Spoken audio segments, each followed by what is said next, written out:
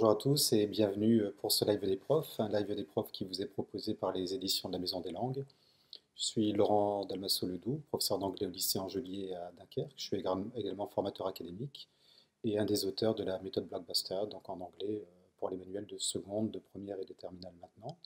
C'est un live des profs qui est ouvert aux professeurs d'anglais, d'allemand et d'espagnol évidemment, puisqu'il va concerner les E3C qui sont des épreuves qui nous concernent tous.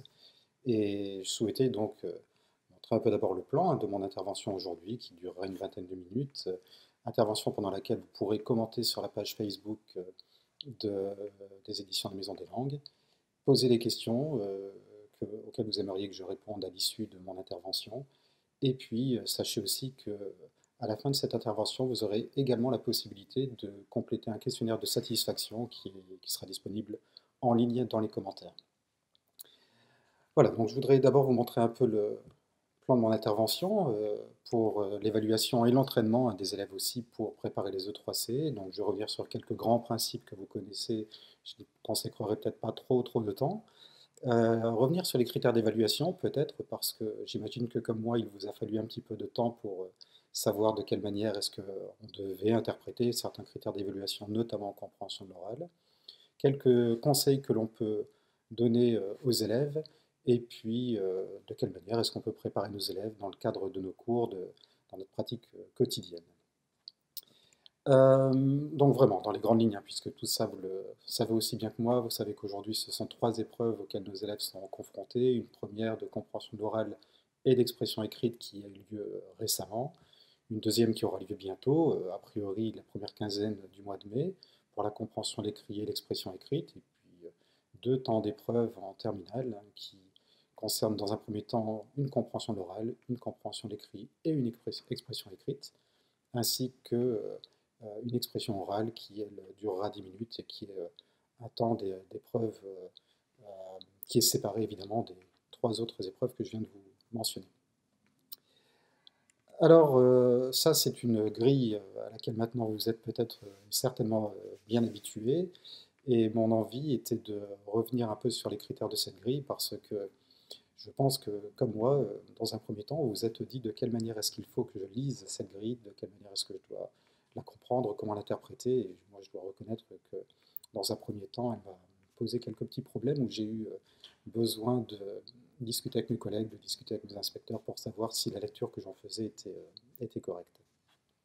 On a trois colonnes, vous le savez, l'identification du contexte, l'identification des réseaux de sens, et puis l'identification des stratégies de communication. Et si vous regardez en bas de cette grille, ce que j'ai fait, c'est reformuler un peu ces trois colonnes de la manière qui me semblait correcte, c'est-à-dire pour la première colonne, qui parle de quoi, la deuxième colonne, ce que l'on dit, des repérages que l'on a effectués dans le document, et puis la manière dont on le dit pour la troisième colonne. J'aurais tendance à dire que la colonne 1 et 2 sont évidemment intimement liées et qu'elles correspondent finalement à l'essentiel des repérages que nos élèves font aujourd'hui lorsqu'ils commandent, font le compte-rendu d'une compréhension de l'oral telle qu'elle existe cette année encore, par exemple, au baccalauréat et telle qu'elle existe depuis 2013. La colonne qui peut peut-être nous chagriner le plus, c'est la dernière, hein, l'identification des stratégies de communication, parce que s'il est naturel de repérer la nature d'un document, il était peut-être plus rare que l'on invite nos élèves à repérer la manière dont le message est véhiculé. Est-ce que les points de vue sont perceptibles? Enfin voilà, ce type d'analyse-là. Vraiment, cette manière, je crois, de résumer qui parle de quoi, ce que l'on en dit et la manière dont on le dit, c'est je crois, j'espère, une bonne manière de résumer un petit peu le principe de cette grille, l'esprit de cette grille. Donc, dans un deuxième temps, ce que j'aimerais aborder avec vous sont les conseils qu'on peut donner aux élèves. Et une question qui vous est certainement posée, en tout cas c'est une question que mes élèves me posent régulièrement, dans quelle langue faut-il que je prenne les notes? Faut-il que je prenne les notes en français ou en anglais, en allemand, en espagnol, etc. J'aurais tendance à dire qu'il n'y a pas forcément une solution qui soit idéale. C'est vrai que c'est un passage un peu particulier. On prend des notes par rapport à une langue étrangère et met des notes qui sont destinées à rédiger un compte-rendu dans sa propre langue. Donc c'est quand même un passage un petit peu délicat. Je crois que nos élèves doivent tester les deux approches, qu'ils doivent essayer de voir ce qui leur correspond le mieux, ce qui est le plus efficace pour eux. Mais je ne crois pas qu'il y ait forcément une méthode qui soit plus intéressante que les autres. Ce que j'ai repéré chez les élèves, c'est le deuxième point que vous voyez ici sur la diapo, c'est que certains de mes élèves, alors ce n'est pas une de mes idées, c'est sûrement une idée d'un de mes collègues ou d'une de mes collègues, prennent leurs notes sous forme de 3 colonnes pour les 3 écoutes. J'ai trouvé ça intéressant parce que j'ai pu constater que lors de la première écoute, les élèves ont un certain nombre de repérages, et puis lors de la deuxième et de la troisième écoute, ils ont parfois la possibilité de compléter les premiers repérages qu'ils ont effectués. Et c'était une manière intéressante pour eux d'organiser leurs notes sans tomber dans une espèce de désorganisation totale.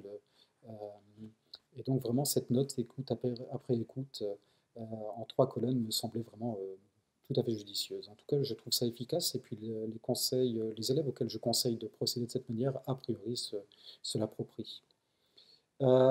J'écris dès le premier passage parce que vous avez peut-être constaté, certainement constaté, notamment lorsqu'on leur propose de la vidéo, que les élèves se laissent d'abord absorber un peu par les images, ont tendance à regarder le document, n'ont pas forcément tendance à essayer de comprendre ce que dit la vidéo. En tout cas, moi je trouve que souvent il faut que je presse les élèves pour leur dire, mais bon sang, allez-y, notez les choses, il faut que dès le départ vous notiez et que vous vous disiez qu'à partir de ces notes, vous pourrez faire un compte-rendu qui sera suffisamment efficace.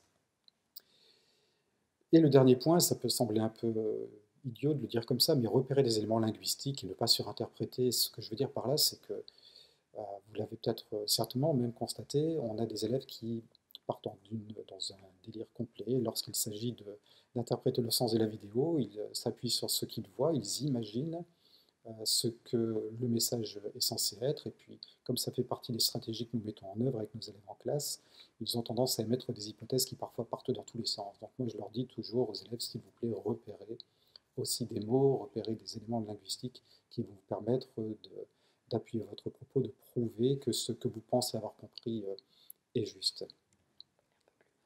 Oui, dans la préparation des élèves, je pense que ce qu'on peut leur conseiller de faire vraiment, c'est de ce travail par stratégie. Vraiment, et nous, donc, nous, en tant que professeurs, ce qu'il faut qu'on propose à nos élèves, c'est du travail par stratégie. C'est-à-dire vraiment, vous savez, ces repérages, ces mises en relation, ces émissions d'hypothèses, je disais, la vérification des hypothèses, toute cette manière de procéder qui fait que je suis véritablement entraîné à la compréhension et que je suis capable d'aborder un document inconnu, un document que je n'avais jamais rencontré jusque-là. Je pense que pour le professeur, il est bon également de savoir guider et de savoir s'effacer. Je m'explique. Dans un cours, on a souvent tendance à donner des consignes, des missions de lecture, des missions d'écoute à nos élèves, et puis régulièrement à faire le bilan avec la classe, une mise en commun, à proposer de nouvelles missions pour aller plus loin dans le sens, dans la compréhension. Et on constate finalement que lors des épreuves des E3C, les élèves sont beaucoup moins guidés que ça, naturellement. Il faut qu'ils montrent qu'ils ont une certaine autonomie pour effectuer la compréhension. Et je pense que c'est une chose que nous devons prendre en compte en cours, c'est-à-dire qu'accompagner les élèves, faire le chemin avec eux, les prendre un peu par la main pour l'effectuer avec eux est sûrement une bonne chose, mais petit à petit, il faut aussi les remettre dans des conditions qui sont plus proches de celles de l'examen. Pas systématiquement, hein, je pense que c'est vraiment un équilibre entre ces deux approches, mais pour que le jour où ils retrouvent les épreuves des E3C, ils soient capables de se débrouiller un petit peu sans nous, de savoir ce qu'ils sont censés faire. Attendre les critères de la grille, pourquoi j'ai écrit cela? Parce que je vous le disais, on n'a peut-être pas toujours eu le réflexe de travailler sur les stratégies de communication. Lorsqu'on étudiait le document avec nos élèves, alors, identifier la nature, évidemment, ça on le fait systématiquement, mais la manière dont le message est véhiculé, éventuellement l'opinion qu'un journaliste peut avoir dans un article qu'il écrit ou dans une vidéo qu'il fait, même si on pense que ce n'est que de l'information, que ce ne serait que factuel. C'est une chose à laquelle il faut habituer nos élèves, qu'ils aient vraiment conscience que ça fait partie des critères d'évaluation et qu'au final, c'est un tiers de la note qu'ils auront pour l'évaluation. Il y a également cette question qui va beaucoup se poser, faut-il un bac blanc, oui ou non? Dans mon établissement, on a eu un bac blanc et j'avoue que pour cette première épreuve, je ne suis pas sûr que c'était absolument nécessaire. Je ne veux pas dire par là que les élèves ne doivent pas être confrontés à l'épreuve telle qu'elle existe, mais dans la mesure où elle ne dure qu'1 heure, je pense qu'on peut le faire finalement assez facilement dans le cadre de notre cours. Et vous le savez, sûrement comme moi, vous pouvez avoir l'impression que désormais nos élèves sont toujours évaluer, et si on a un bac blanc, plus les étroits c'est numéro 1, un deuxième bac blanc, plus l'épreuve numéro 2, les élèves comme nous peuvent avoir l'impression que finalement on est toujours en examen sans cesse toute l'année et qu'il ne reste plus beaucoup de place pour l'entraînement, pour nos cours véritablement en anglais. Donc moi j'aurais tendance à dire que non, le bac blanc n'est pas absolument indispensable. Il faut que les élèves soient confrontés à l'épreuve, mais autant le faire de manière un peu moins formelle dans nos cours. L'expression écrite, vous voyez ici donc la grille, je pense qu'il nous déstabilise beaucoup moins parce que finalement elle correspond à la grille, aux critères que l'on connaissait jusqu'à aujourd'hui, c'est-à-dire, vous voyez, hein, dans la première colonne on a la qualité du contenu, la cohérence, la construction du discours, donc rien de nouveau ici, la correction de la langue, la richesse de la langue, c'est exactement les critères que nous avions jusqu'à aujourd'hui. Comment j'ai lu cette grille, il y a deux, trois choses qui m'ont peut-être un petit peu chagriné quand même. Par exemple, la manière dont les critères au niveau A2 et autres, hein, je prends en exemple en tout cas le niveau A2, sont évoqués, sont explicités. Vous voyez, par exemple, on sait que dans le CECRL, il est bien dit que finalement un élève au niveau A2 est capable d'aborder des idées dans un ordre logique assez cohérent, mais il n'est pas encore très costaud dans l'utilisation des paragraphes ou des mots de liaison. Et je trouve que ça ressort peut-être pas de manière si claire que cela dans le descripteur qui nous est donné ici. Même chose en grammaire, le CECRL dit bien qu'un élève commet encore systématiquement des erreurs de grammaire élémentaire, et ici dans le critère du A2, on voit qu'il y a une production qui est immédiatement compréhensible malgré des erreurs fréquentes, mais entre erreurs systématiques de grammaire élémentaire et erreurs fréquentes, je trouve qu'il y a quand même un monde.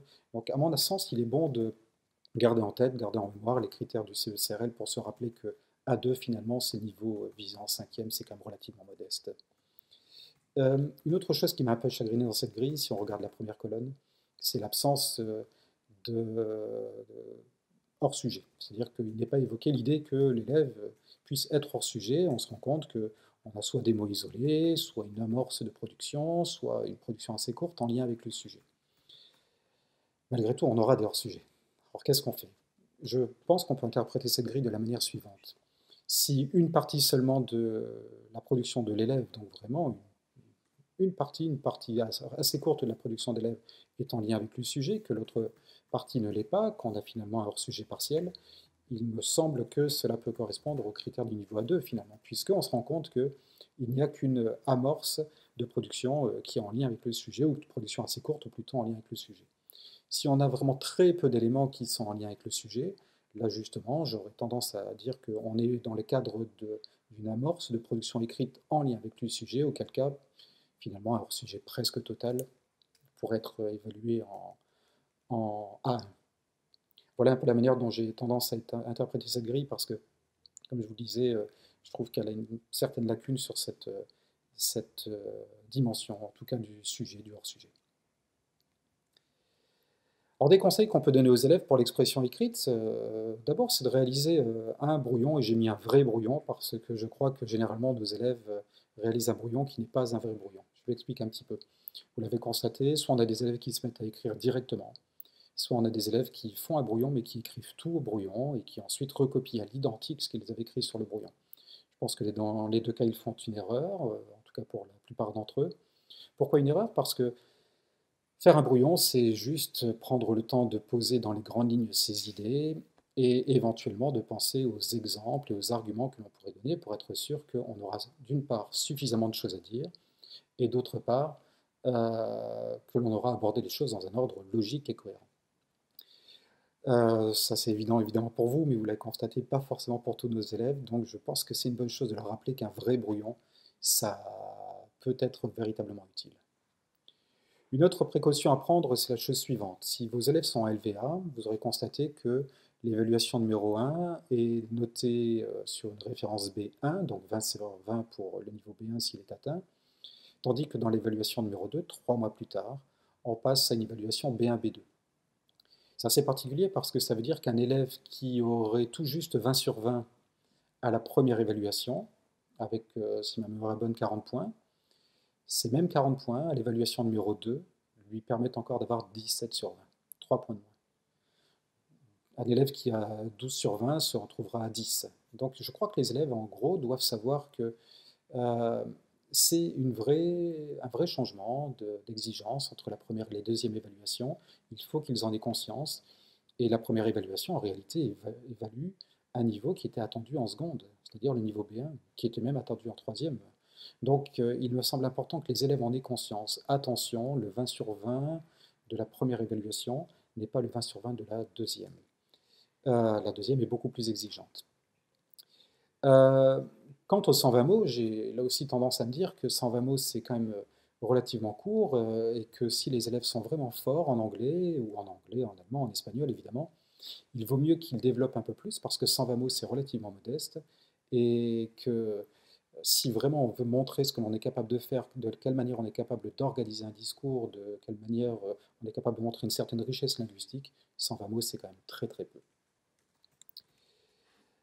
Donc voilà, apprendre aux élèves à faire un brouillon, proposer des écrits aussi régulièrement, ça veut dire qu'après l'étude d'un texte, avoir une petite tâche écrite ou une petite tâche orale et alterner entre ces deux activités langagières, ça peut être très utile. Je crois qu'il est bon de leur montrer les critères d'évaluation pour qu'ils aient conscience de ce que sont les attentes hein, pour marquer un maximum de points lors de ces épreuves. Et puis, je pense que dès le début, il faut absolument que l'on comprenne que nous devons viser plus haut que le niveau B1 en première, puisque il est hors de question de penser qu'on passera de B1 à B1, B2 en 3 mois seulement avec nos élèves. Donc, il est bon qu'ils sachent que, attention, il y a une vraie différence entre les deux. Pour ma part, en début d'année de première, là, dès que j'ai évalué mes élèves en B1, j'ai eu tendance à leur mettre la note qu'ils méritaient grâce à cette production en niveau B1, mais toujours entre parenthèses, j'ai ajouté la note qu'ils auraient eue si j'avais évalué avec la grille B1, B2, pour qu'ils soient vraiment conscients de la différence qu'il y a entre le mois de janvier et le mois de mai, par exemple. Alors vous verrez, pour la compréhension de l'oral comme pour l'expression écrite, dans les différents manuels qui nous sont proposés, que j'ai ici sous la main, vous avez une vraie variété, aussi bien pour Blockbuster, hein, pour la méthode d'anglais, et puis j'ai aussi la méthode d'allemand que j'ai pu feuilleter un tout petit peu, je sais très dans quel sens je vais vous montrer ça. Et puis je suis même pas sûr de savoir vous prononcer pour la vida, j'imagine, en espagnol. Alors, pardonnez-moi, j'ai un niveau d'espagnol qui est proche de zéro. J'ai vu hein, dans ces 3 manuels que, comme je vous le mettais ici sur la diapo, bon, on a des sujets vraiment variés en vidéo et en audio, au format de l'épreuve naturellement, mais aussi des sujets variés dans le type de production qui sont demandés. Et il me semble essentiel de varier en effet les approches, les thématiques, les axes que on peut proposer aux élèves pour qu'ils soient habitués et qu'ils soient confrontés vraiment à des exercices de nature très très très différente. Euh, la compréhension de l'écrit, je vais y passer relativement rapidement, même si je sais que ça doit chagriner beaucoup de personnes parmi les professeurs, et chose que je comprends très bien. Pourquoi je dirais que j'y passerai peut-être moins de temps que la compréhension orale? Parce qu'en réalité, il va falloir qu'on s'habitue au fait que les principes sont les mêmes. Nos élèves seront notés sur un niveau de compétence qui est atteint dans les 3 catégories que nous avons vues tout à l'heure, exactement la même chose que ce qu'on a en compréhension de l'oral. C'est un changement de culture pour nous parce qu'on est habitué à ce format questions-réponses avec un certain nombre de points pour tel ou tel élément précis qui a été repéré dans le document, mais je ne crois pas que ce sera si difficile que ça. Je me dis que si nous savons le faire pour la compréhension de l'oral, nous saurons le faire pour la compréhension de l'écrit. Par contre, il y a une chose qui me fait peur pour les élèves, c'est le fait que le compte-rendu soit en langue cible, en anglais, en allemand, en espagnol. Et là, je crois vraiment que dans les conseils que l'on peut leur donner, c'est de bien passer, nous, dans l'entraînement en classe, hein, par des mots-clés pour mettre éventuellement au tableau les informations que l'on a repérées, ce que l'on a compris, pour les amener à partir de ces mots-clés à reformuler ce qu'ils ont compris en se détachant du texte. Vraiment, je crois que cette idée que les élèves se détachent du texte et apprennent absolument à ne surtout pas recopier les passages du texte sera essentiel, qu'ils comprennent qu'on n'attend pas d'eux un niveau d'expression extraordinaire, mais qu'ils prouvent en écrivant en anglais, en allemand, en espagnol ou en autre langue, qu'ils ont compris le texte qui justement déjà lui était en langue cible. Je trouve ça pour ma part très difficile, j'aurais préféré qu'un compte rendu soit en français.